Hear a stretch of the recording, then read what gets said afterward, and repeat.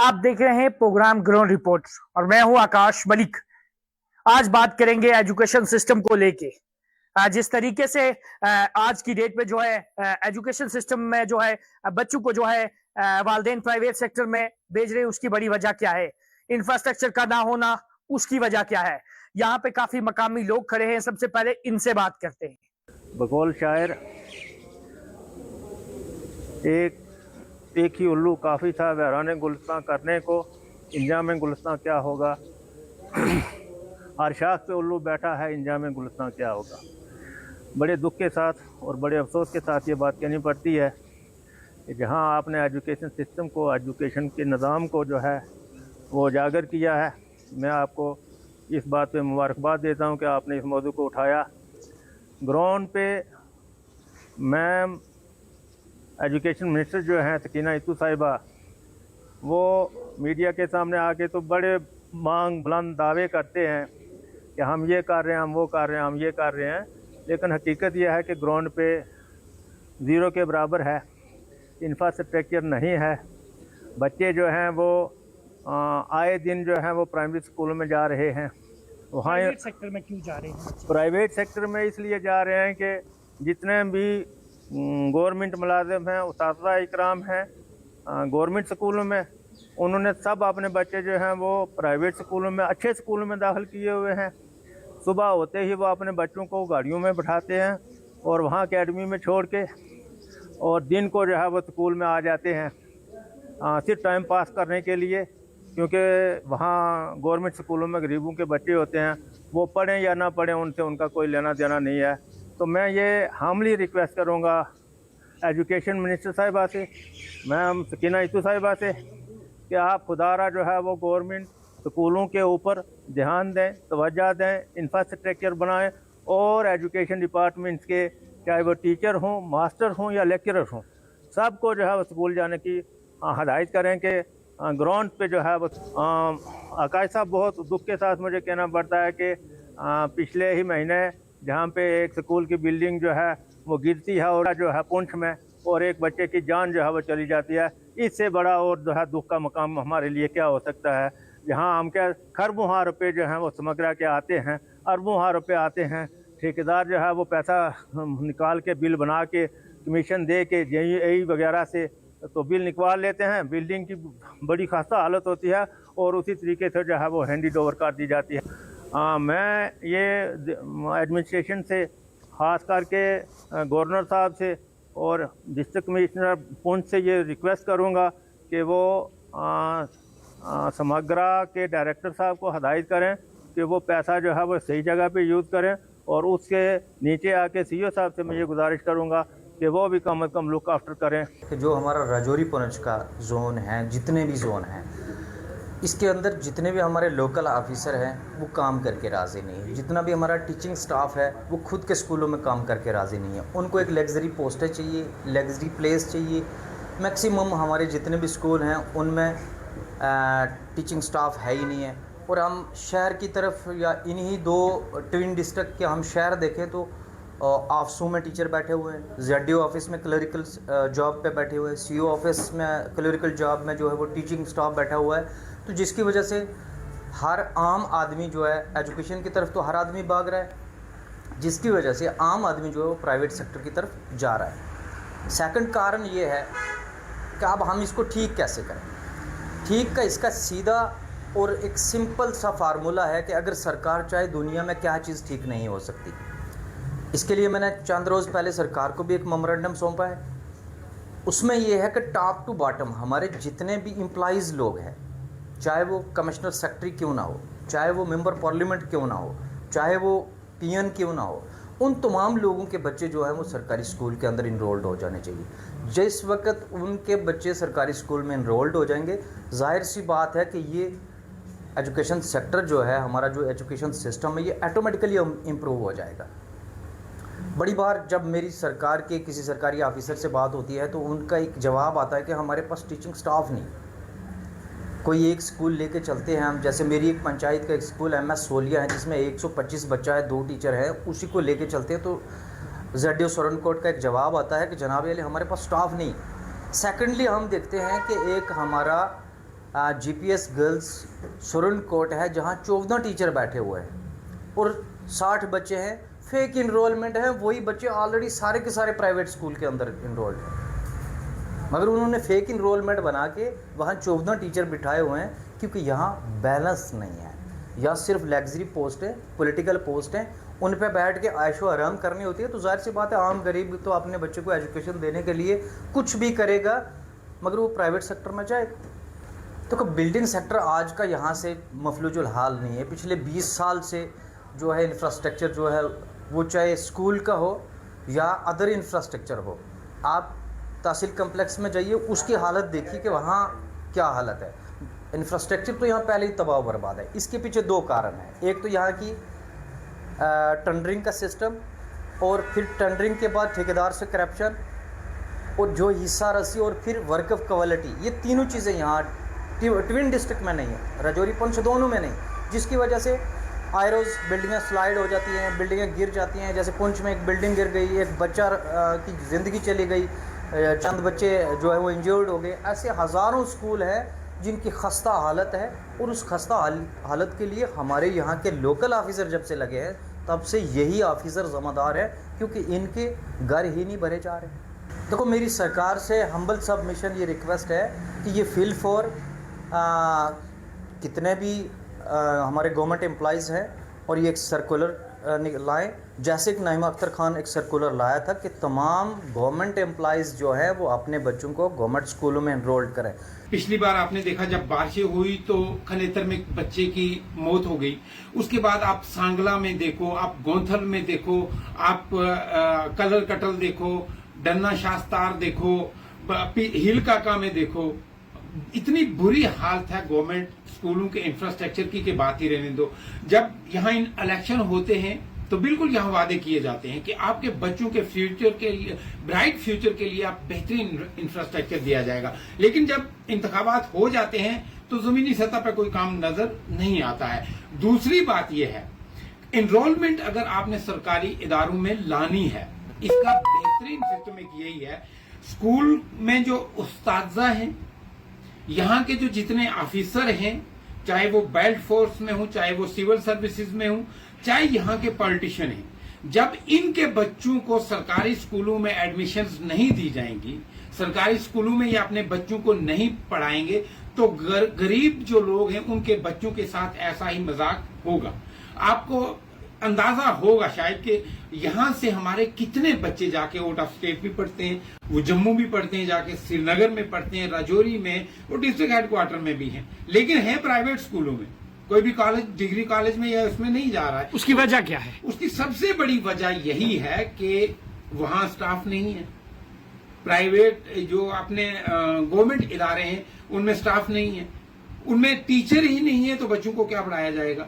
जब तक ना, मैंने ये पहले भी कहा है, जब तक ना यहाँ के ऑफिसर्स, यहाँ के गवर्नमेंट एम्प्लॉय, यहाँ के पॉलिटिशियन, इन लोगों के बच्चों को सरकारी स्कूल में दाखिला कराया जाए, सरकारी स्कूल में इन लोगों के बच्चे जब जाएंगे तो जाहिर सी बात है ये निजाम कहीं ना कहीं दुरुस्त होगा। 2014 के बाद कोई भी जो है रिक्रूटमेंट नहीं हुआ है, सरकार किस तरीके से इसको पूरा किया जाएगा? नई रिक्रूटमेंट करनी चाहिए या किस तरीके से देखते हैं इसको आप? आकाश, बहुत अच्छा सवाल किया आपने। ये इस वक्त देखो, आपके गवर्नमेंट अदारों में जो टीचर पढ़ा रहे हैं, मैं किसी पे तंज नहीं कर रहा हूं, किसी को तनकीद नहीं कर रहा हूं, अच्छी खासी सैलरीज हैं, और पीछे सरकार ने ये भी यहाँ जो क्वालिफिकेशन के लिए कहा कि टीचर्स की इनकी बीएड होनी चाहिए, इनका ये होना चाहिए, तो वो सरकारी जो टीचर्स हैं उन्होंने वो चीजें पूरी की। इसी के बरकस आप देखें प्राइवेट सेक्टर में पीएचडी किए हुए लोग, एमएससी, पीएचडी, बड़े बड़े स्कॉलर लोग जो प्राइवेट स्कूलों में 8-8, 9-9 हजार की तनख्वाह लेके पढ़ा रहे हैं, तो क्यों सरकार ये चीज क्यों नहीं करती? क्यों रिक्रूट जो है वो क्यों नहीं किया जा रहा? कॉन्ट्रैक्चुअल पे देखो ना, बीच में कुछ लगाए हुए थे लोग, जो कॉन्ट्रैक्चुअल पे लगाए हुए थे, उन लोगों को भी अभी 2 महीने 3 महीने पहले निकाल दिया है। 28,000 30,000 हजार उनको सैलरी दे रहे थे, और आप लोग वो आके घरों में बैठे हुए हैं, स्कॉलर लोग हैं। आज भी 3 अदारे हैं, girls high secondary Surankote, boys high secondary Surankote, लठोंग हुआ, गुंतलू, ऐसे कैसे काफी सारे हाई मुझे सेकेंडरीज एक हैं। बात बताओ, जहां प्रिंसिपल ही नहीं है वो अदारा किस तरह चलेगा? अगर प्रिंसिपल की असामी खाली है तो सीओ साहब भी तो अभी रिटायर हुए हैं, तो इंतजार कर रहे हैं, हम ये सोच रहे हैं, देख रहे हैं कि सीओ साहब कौन से आएंगे। मैं यही कह रहा हूं ना, ये एजुकेशन का निजाम ही धर्म भरम है। अब हमारी ये अपील है कि हमारे बच्चों के ब्राइट मुस्तकबिल के लिए आपने एजुकेशन इंफ्रास्ट्रक्चर को दुरुस्त करना है, जो असामियां खाली हैं वो पूरी करनी है। उसमें दो फायदे होंगे, जो हमारा अनएम्प्लॉयड यूथ जो है, पढ़ा लिखा यूथ जो इस वक्त डिप्रेशन का शिकार है, उनको एंगेज किया जाए। और पिछले दिनों हमारी मंत्री साहिबा इधर आई थी, तो उन्होंने भी कोई मौसर इस चीज पे बयान नहीं दिया। अब आज आके यही है कि चाहे वो स्टेट गवर्नमेंट है, वो सेंट्रल गवर्नमेंट है, वो गवर्नर इंतजामिया है, आप सब ने, खासकर जो हमारा पढ़ा लिखा यूथ है, उसके लिए सोचना है। जब ये पढ़ा लिखा यूथ को आप इसमें भर्ती करेंगे तो हमारी क्वालिटी ऑफ एजुकेशन बढ़ेगी। और जहाँ 200-300 बच्चा है वहाँ 20-20 टीचर भी हैं। लेकिन उसके मुकाबले में अगर गवर्नमेंट सेक्टर की बात की जाए तो यहाँ पे अगर 30 बच्चे हैं तो एक टीचर है, 100 बच्चा है तो एक टीचर है। कोई जो रेशो जो है ना वो जो है वो बराबर की नहीं चल रही है यहाँ। और सबसे बड़ी बात जो है कि हमारी गवर्नमेंट की जो पॉलिसी रही है वो फेल पॉलिसी मैं इसको समझता हूँ, क्योंकि गवर्नमेंट ने चप्पे चप्पे पे स्कूल खोल दिए। उसका मकसद ये था कि लोगों को रिक्रूटमेंट करना। बच्चे जो थे वो उनको जो 12th पास था, जो 10th पास था, उसको भी ईवी बना के EGS सेंटर खोला या RIT लगा दिया, या जिस तरह से भी घर घर में स्कूल खोल दिए। उसका इम्पैक्ट बुरा पड़ रहा है। उसकी वजह यह है कि हम जहाँ भी जाते हैं हर जगह लोग जो है यही सवाल उठाते हैं कि इस स्कूल में देखो जी, स्कूल तो बना लिया, लाखों रुपए की बिल्डिंग बनाई, लेकिन बच्चे 2 हैं, 3 हैं, 4 हैं। तो जिसका नुकसान जो हो रहा है उसकी वजह यह है कि बच्चों की इनरोलमेंट जो है बिल्कुल अब कम हो रही है। हर 1 किलोमीटर पे एक स्कूल खोल दिया गया, बच्चे 3, बच्चे 4, बच्चे 5। तो अब बच्चे ही नहीं है स्कूल के अंदर तो पढ़ाई क्या होगी? और उसके बाद सितम ज़रीफ़ी ये है कि 1 किलोमीटर के अंदर एक स्कूल है तो दूसरे किलोमीटर में दूसरा स्कूल है। अब मुझे बताओ, एक तो बिल्डिंग्स जो है हमारी SSA के तहत जो बनी वो 2001-2000 से स्टार्ट हुई थी, आज 2025 आ गया है। 25 साल पहले जो बिल्डिंग बनी थी उनकी रेनोवेशन नहीं हुई है। बिल्डिंग्स जो है आजकल बिल्कुल ख़त्म हो चुकी है। कोई पेरेंट नहीं चाहता है कि इन स्कूलों में अपना बच्चा जो है वो आवा, क्योंकि इंसान को अपना बच्चा जान से प्यारा होता है। तो कोई आदमी जो है वो गवर्नमेंट सेक्टर में इसलिए नहीं भेजना चाहता है, वहाँ बिल्डिंग्स की हालत खस्ता है। दूसरा यह है कि टीचर जो है, मैंने पहले ही बताया, एक टीचर अगर है लगाया हुआ प्राइमरी स्कूल के अंदर, अगर बच्चे 10 भी हैं, लेकिन एक टीचर 10 बच्चे को नहीं पढ़ा सकता है। उसकी वजह यह है, मैं आपको बताऊं कि उस 1st से लेकर 5th तक बच्चे होते हैं वहाँ। और अब ऐड कर दिए KG जो है, किंडरगार्टन जो है खोल दिया, 3 क्लासेस, 8 क्लासेस को एक टीचर जो है वो पढ़ा ही नहीं सकता है। वो इंग्लिश पढ़ाएगा, वो मैथ पढ़ाएगा, वो साइंस पढ़ाएगा, वो सोशल साइंस पढ़ाएगा, क्या पढ़ाएगा? तो सिस्टम जो है दिन ब दिन जो है वो ख़राब हो रहा है। तो मेरी एक सजेशन है गवर्नमेंट से कि वो जहाँ भी देखते हैं कि 5-6 बच्चे हैं वहाँ उनको क्लब कर देना चाहिए, 2-3 स्कूलों को इकट्ठा। इंफ्रास्ट्रक्चर की तो बहुत ही खस्ता हालत है। मैंने जैसे पहले बताया कि स्कूल जो है 2000-2001 में जो बिल्डिंग्स बनी थी आज वो ऑलमोस्ट गिर चुकी हैं। अगर हैं भी हैं, ढांचा भी है उनका, तो बच्चे जो है अंदर जाने के लिए, बैठने के लिए है ही नहीं है। इंफ्रास्ट्रक्चर क्या है? प्राइमरी स्कूल में 2 कमरे होते हैं। अब मुझे बताइए 5 क्लासेस होंगी या 8 क्लासेस होंगी, 2 कमरों में कैसे स्कूल चलेगा? तो जिसकी वजह से एक तो टीचर्स की कमी है। कमी इन द सेंस में ये कहूँगा कि मेरे हिसाब से अगर 10 बच्चे हैं, कानून ये कहता है कि 1:30 की रेशो होना चाहिए, एक टीचर को 30 बच्चे होने चाहिए, या किसी किसी जगह 1:25 की रेशो है। लेकिन यहाँ 1:10 में भी नहीं पढ़ाया जा सकता है। वो रेशो का सिस्टम ये होना चाहिए कि एक स्कूल के अंदर अगर 5 क्लासेस हैं, बच्चे अगर मिनिमम जो हैं वो बच्चे जो हैं 15 या 16 रखे जाते हैं। लेकिन उसमें यह है कि बच्चे चाहे कम भी हों, लेकिन क्लासेस जो हैं वो 5-8 होती हैं। वजह ये है कि बदकिस्मती से हमारे जो यहाँ पे गवर्नमेंट इंस्टीट्यूशन हैं उनमें आए रोज़ जो है इनरोलमेंट जो है वो गिर रही है।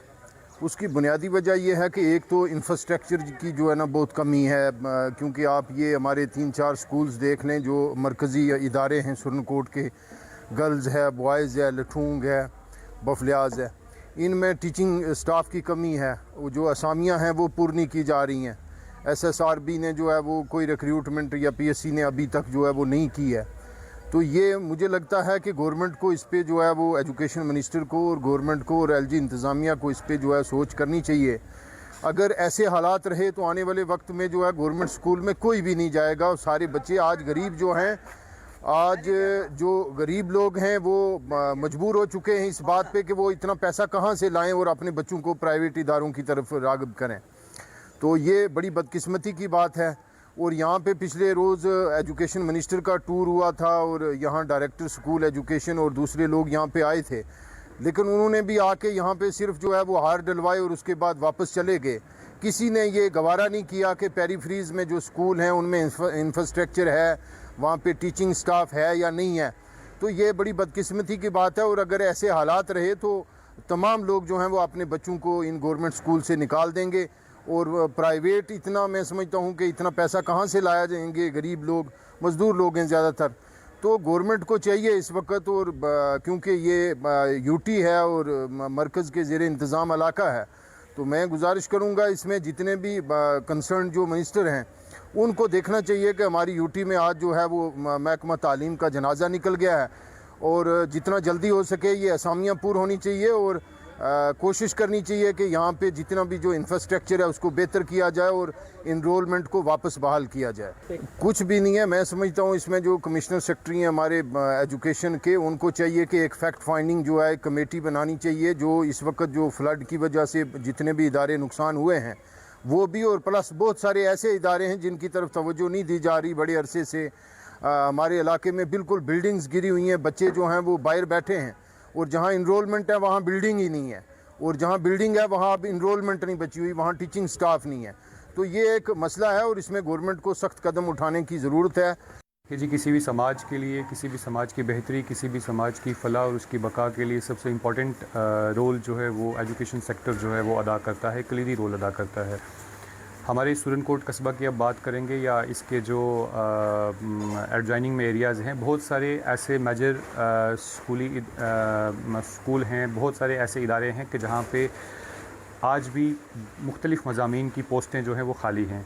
मैं कंसर्न एडमिनिस्ट्रेशन से बिलखसूस वज़ीर तालीम से गुजारिश करना चाहूँगा कि जहाँ जहाँ पे जिन जिन स्कूल्स के अंदर असामियाँ मुख्तलिफ़ मज़ामीन की खाली हैं उन असामियों को पूरी किया जाए। और यही एक वजह है, यही एक नाक़स कारकर्दगी एडमिनिस्ट्रेशन की कंसर्न डिपार्टमेंट की है कि जिसकी वजह से मुख्तलिफ़ इलाकों से बच्चे जो है वो प्राइवेटाइजेशन की तरफ जा रहे हैं, प्राइवेट स्कूल्स का रुख कर रहे हैं, जहाँ हम ये देखने को मिलता है कि वहाँ पे जो गवर्नमेंट स्कूल का जो निज़ाम है, जो गवर्नमेंट एकेडमिक सिस्टम है, उसमें कहीं ना कहीं जो है वो पहले से गिरावट देखने को नज़र आ रही है। तो जब ये लूप होल जो हैं वो फुलफ़िल होंगे, ये लूप होल जो है वो क्लियर किए जाएंगे, तो यकीनी तौर पे एजुकेशन सिस्टम जो है वो इम्प्रूव होगा, क्वालिटी एजुकेशन जो है बच्चों को फराहम की जाएगी और जहाँ जहाँ मज़ामीन मुख्तलिफ़ मज़ामीन की असामियाँ खाली हैं उनको पूरा करना जो है वक्त की अहम ज़रूरत है। देखिए जी, इस वक्त जैसे कि रिसेंट लैंडस्लाइड्स हुए हैं, मानसून के पेश नज़र बहुत सारे इलाकों में जो है बिल्डिंग्स डैमेज हुई हैं और यहाँ तक कि बहुत सारे स्कूल्स में जो है वो बच्चों को जो है वो जानी नुकसान भी पहुँचा है। जहाँ तक जम्मू कश्मीर यूटी में तालीमी निज़ाम का सवाल है जो हुकूमत की तरफ से, तो उसमें नागुफ्ता बे हुकूमत की तरफ से कोई ऐसे कंक्रीट इक़दाम नहीं उठाए जा रहे वक्तन फ़वक्तन जहाँ से तालीमी निज़ाम हमारा ऊपर उठ सके। क्योंकि ये पॉलिसीज़ जो होती हैं अगर मरकज़ में या सेंटर में बैठ के बनाई जाती हैं तो उनका वो सारा दायरा होता है वहाँ पे लेके, तो यहाँ पे जो ग्राउंड पे वो हालात यहाँ नहीं मौजूद होते। क्योंकि हमारी जो ये इलाका जात है तमाम ये दूर दराज और पहाड़ी इलाके हैं, इनमें वो इंफ्रास्ट्रक्चर और वो उसातिज़ा नहीं मुहैया हो सकते जो दिल्ली या और दीगर शहरों के अंदर हैं। इस वजह से हमारी यूटी के अंदर जितना भी तालीमी निज़ाम है वो इस वक्त धर्म भरम है। मैं अगर आपको एक मिसाल दूं, हमारे यहाँ सुरनकोट में प्राइम इंस्टीट्यूशन है government model girls higher secondary school Surankot. यहाँ अगर आप उसातिज़ा की कमी दे लेक्चर्स को देखो, अगर 14 पोस्टें लेक्चर्स की हैं उसमें से 11 वैकेंट हैं, 3 या 4 मौजूद हैं। इसी तरह टीचर्स मास्टर में भी है। बाकी अगर पूरे डिस्ट्रिक्ट में आप तमाम स्कूल जितने भी हायर सेकेंडरीज़ हैं उनमें अगर आप देखेंगे तो टीचर्स और मास्टर्स की बेशुमार कमी है, जिसकी वजह से बच्चों को तालीम जो है वो पूरी तरह और अच्छे तरीक़े से नहीं दी जा रही। क्योंकि अगर 11 या 12 एक स्कूल के अंदर लेक्चर्स की वैकेंसी हो तो कैसे वो निज़ाम चलेगा, कैसे वो बच्चे तालीम हासिल करेंगे। शाह साहब, प्राइवेट सेक्टर में क्यों जा रहे हैं इस वक्त? ज़्यादातर बच्चे प्राइवेट सेक्टर में जा रहे हैं, इसकी वजह क्या है? देखो, ये प्राइवेट सेक्टर में जाने की सबसे बड़ी वजह एक तो यही है कि उस्ताज़ा की कमी है गवर्नमेंट स्कूल्स के अंदर, और दूसरा जो इंफ्रास्ट्रक्चर है वो हमारा नाकारा हो चुका है। अगरचे हुकूमतें माजी से लेकर आज तक फ़ंड्स भी देती हैं सब कुछ, लेकिन हुकूमतों का ये काम था कि वो जो बिल्डिंग्स बनाई गई हैं उनको उस वक्त मयारी बनवाना चाहिए था। उन एईज़ और जेईज़ या उन महकमा जात को पूछना चाहिए था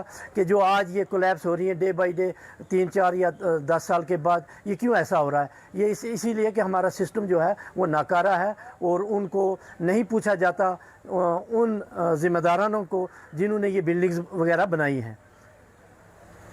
देखें, टीचर्स ट्रांसफ़र पॉलिसी जो है हमारी कोई ऐसी बाकायदगी से नहीं है कि वो हर 2 साल के बाद हो जानी चाहिए। उसमें भी बड़ी, और साथ में जो RETs हैं वो पिछले 20 या 25 साल से 23 साल से तो हर जगह अपनी अपनी उस पर, तो ये कहाँ का इंसाफ है कि एक टीचर वो एक ही जगह 20 साल या 15 साल से ऊपर रहे। तो इससे तो ये सिस्टम नाकारा इसीलिए बना है कि एक तो RETs की ट्रांसफ़र के लिए भी तरीक़ाकार बनाना चाहिए, और साथ में जो जनरल लाइन टीचर्स हैं उनकी जो ट्रांसफ़र्स हैं वो टाइमली होनी चाहिए।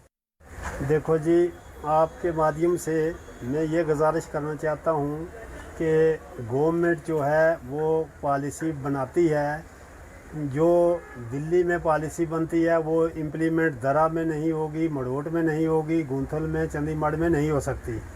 तो उसी के सिलसिले में ये कहते हैं कि जो दिल्ली में पॉलिसी जो है वो अपनाई गई है वो यहाँ भी इम्प्लीमेंट हो तो वो नामुमकिन है। दूसरा ये है कि 2014 के बाद पूरी आसामियाँ जो हैं वो टीचर की खाली हैं और कोई रिक्रूटमेंट जो है वो नहीं हुई। 2002 से ये RET का प्रोसेस जो शुरू हुआ, EGS लगाए गए, वो जो है वो भी गलत पॉलिसी थी। उसमें कुछ लोग जो हैं वो एलिजिबल, वो कैलिबर के लोग थे, तो उसमें से वो पोस्टें जो हैं वो हेल्ड अप हो गई, तो कोई रिक्रूटमेंट नहीं हुई। तो अब दूसरा सिलसिला ये है कि जो कहीं स्कूल हमारे हैं वो हेडलेस हैं। तो उसमें जो है देख लें आप कि हमारी तहसील की बात देख लें, सुरनकोट में कितने स्कूल जो हैं उनमें हेडमास्टर नहीं है, कितने स्कूल जो हैं वो प्रिंसिपल नहीं है, तो CO हमारा पुंछ में नहीं है। तो एक आदमी को जो है वो 10-10 स्कूलों के चार्ज बनाए गए हैं, वो एक भी देख नहीं सकता। ZDO साहिबान जो हैं वो फील्ड में जो है विज़िट नहीं कर सकते।